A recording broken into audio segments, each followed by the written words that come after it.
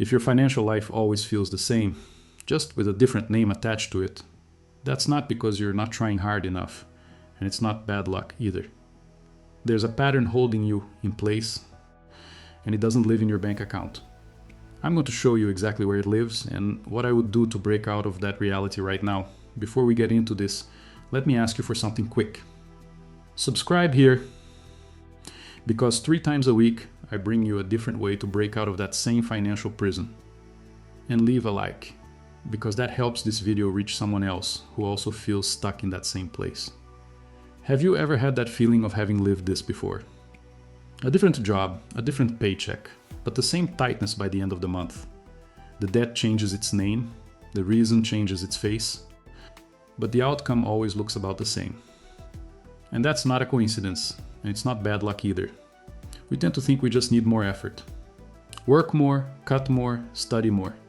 But even when you manage to catch a break, something pulls you right back to that same level.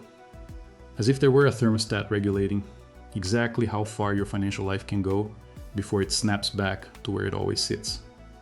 And it's not because you don't know enough.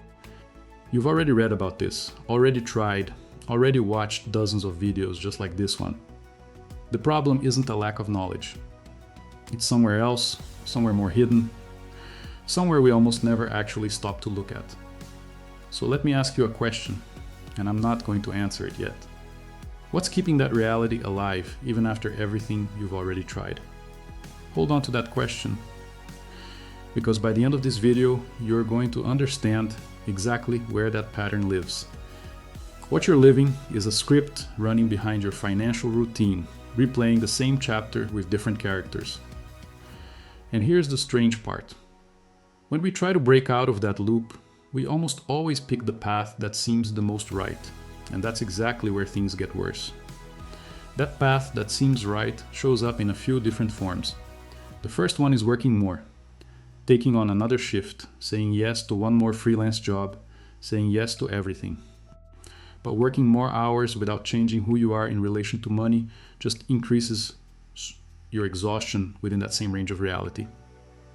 You trade time for money, but you stay stuck on the same level. The second form is cutting everything, going into extreme scarcity mode, stripping the joy out of every small expense, living on edge all the time. And understand this, organizing your finances isn't the problem. The problem is doing it with so much fear that the message you keep repeating to yourself becomes, I never have enough. And life tends to confirm exactly what you repeat the most. The third is consuming content non-stop. One more video, one more course, one more live stream. I get it, because this habit used to be mine too, and maybe it's a little bit yours right now, watching this with me. There's nothing wrong with that, as long as it turns into practice. The problem is when watching becomes the action itself, and the feeling of progress replaces actual progress. And there's a fourth one, which is doing some manifestation technique with anxiety. Visualizing in the morning and then checking your bank statement by 10 o'clock. Repeating an affirmation and then spending the rest of the day looking for proof. That reinforces the exact state of lack you were trying to get rid of. But we'll go deeper into that part later on. The problem isn't that you're not trying. It's that part of your effort, without you even realizing it, is feeding the very thing you're trying to destroy. So if even doubling your effort doesn't fix it, what's actually holding that reality in place? That's what we need to understand now. Notice something you've probably seen up close, or maybe even lived yourself.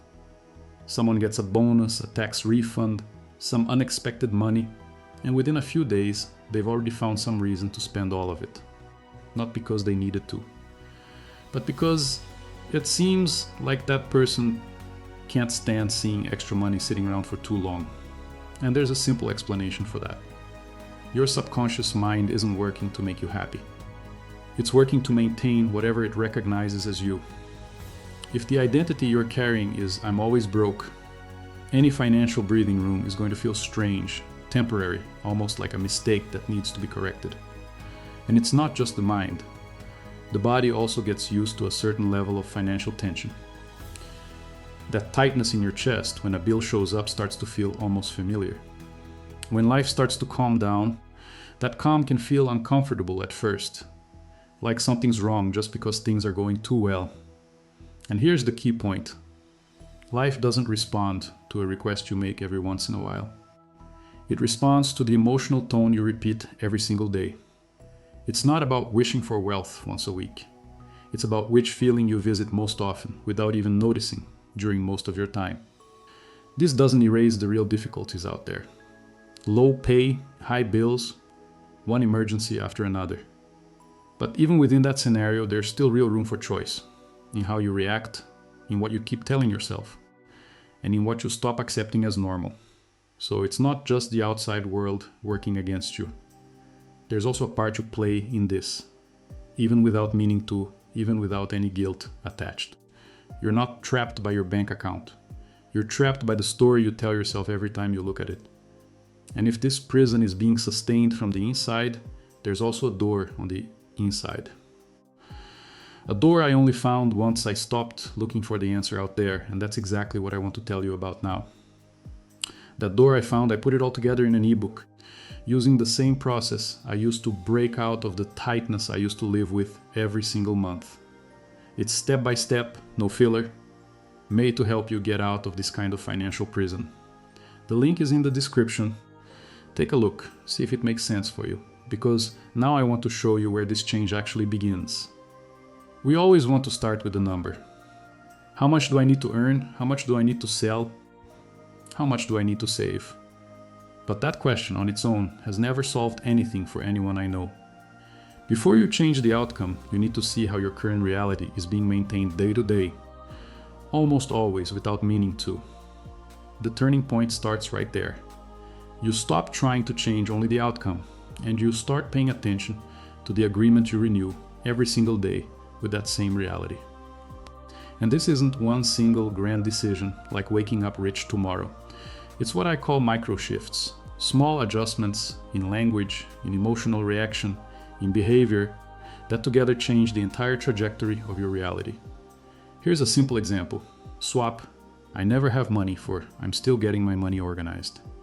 It sounds small, almost silly, but repeated every day. That completely changes the kind of identity you reinforce every time you open your mouth to talk about money. And the relief starts fast, even if the financial result still takes a while to show up. You feel it first in how you face a bill, in a conversation about money that used to freeze you up, in a night you sleep without that knot in your stomach. Your wallet changes later, your mind changes first. You don't need to know the entire path to financial freedom right now. You just need to stop renewing, today, the agreement with the reality you've been living in for years. This is possible. It's a lot simpler than it looks from the outside. Simplógio. Still, understanding this logic is very different from knowing how to apply it in the middle of real chaos, with bills coming due, a packed schedule, and your head spinning. So let me show you exactly how this works in your everyday life. I know that up to this point it might sound like nice theory. But in the middle of real chaos, with your head full of things to deal with, nobody just acts differently because they understood the logic. So let's get to what matters. Simple moves you can start today, without having to become a different person overnight. Start by noticing the phrase that keeps repeating in your head about money. It might be it's not going to work out, it might be there's never enough. Identify it and swap it for a more responsible version, something like I'm still getting disorganized, or today I'll handle what I can handle. It doesn't need to sound nice. It needs to be more true than the phrase that was keeping you stuck. Then comes the moment of the unexpected bill, the late payment, that charge that shows up out of nowhere. Before reacting on autopilot, take 3 deep breaths and feel your body for a second. That breaks the old script, which is usually panic or anger, and gives you room to decide from a different place. Along with that, create a symbolic gesture of your new identity. It could be organizing a single spending category, like groceries, or starting a minimal savings cushion, even if it's small. The amount matters less than the consistency. You're showing your subconscious that there's now someone in charge of this, even if there isn't much to manage yet. And close it out with a quick 30-second visualization, Actually feeling it in your body, not just imagining it. A financial reality that's a little more stable. It's not about picturing extreme wealth that breaks the credibility of it. It's about feeling the calm of paying your bills without that tightness, of opening your banking app without holding your breath. And I know that if your situation is really tight right now, this might seem like too little. But even within real hardship, these moves change your reaction. And it's the repeated reaction that gradually changes the reality. Still, there's something important you should know before you go apply any of this. Life doesn't turn perfect overnight just because you changed your posture. And it's important to talk about this honestly. At first, the outside world takes a while to catch up with what's already changed inside you. That's a sign the process is on the right track, even if it hasn't shown up in your bank statement yet. It's just a natural gap between the internal shift and the external one. What changes first is the calm. You deal with something unexpected and you notice you reacted differently. You consider an opportunity you wouldn't have even looked at before because you would have already dismissed it out of habit. These are small wins, almost invisible to anyone looking from the outside, but huge for whoever knows what actually changed on the inside. And life will most likely test you. Something unexpected is going to show up, some bill outside the plan, some scare. The difference won't be the absence of the problem. It will be the way you stand in front of it, without going back to that same old despair. And over time, you notice something else. You stop tolerating certain situations that used to seem normal. That bill you always pushed off, that financial mess you pretended not to see. That's also a sign of progress, even if it feels uncomfortable in the moment. I know you've already tried to change before, and maybe you gave up at the first setback, thinking it wasn't working. But life doesn't turn into a fairy tale overnight. This time, though, you won't be fighting to get back to that same old spot. And knowing what to expect, there's just one thing left. Where to start in a simple, direct way today. So here's the plan, in the simplest way I can hand it to you. 3 moves repeated with awareness, no magic formula, and no need to become a different person overnight.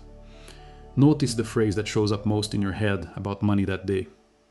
Swap it, right there in the moment, for a more responsible version. And take one small action, coherent with the person you're deciding to become.